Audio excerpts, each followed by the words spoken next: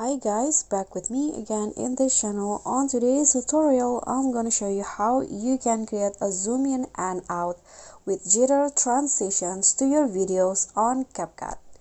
So here I'm going to create the zoom in and out effect first. On the first clip, you need to add a keyframe at the start and then zoom in the clip and adjust the position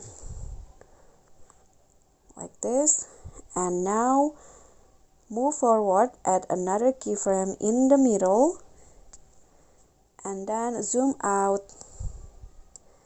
and adjust its position. Okay, now add another or a last keyframe at the end of the clip, then zoom in the clip again and adjust its position. Okay, so the video will look like this. And now between the first and second keyframes, go to grabs and create these custom grabs. Okay, now for the last two keyframes, select the ease in one grabs. Click on a check icon, and now you need to go to the video effect. Click on the nightclub section and add the longitudinal jitter effect. This one. Put it in between the clips, so trim it.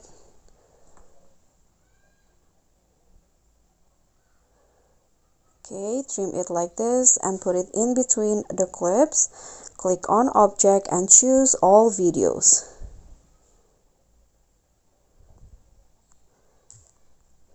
Okay, after that, copy the effect. So there are two jitter effect. Now add another effect, which is the vibration flash, still on the nightclub section.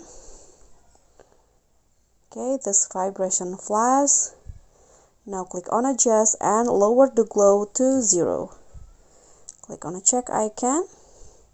Put it under the jitter effect, but make it bigger.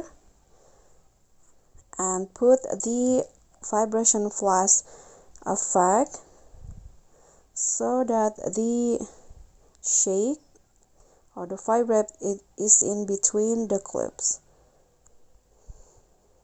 like this.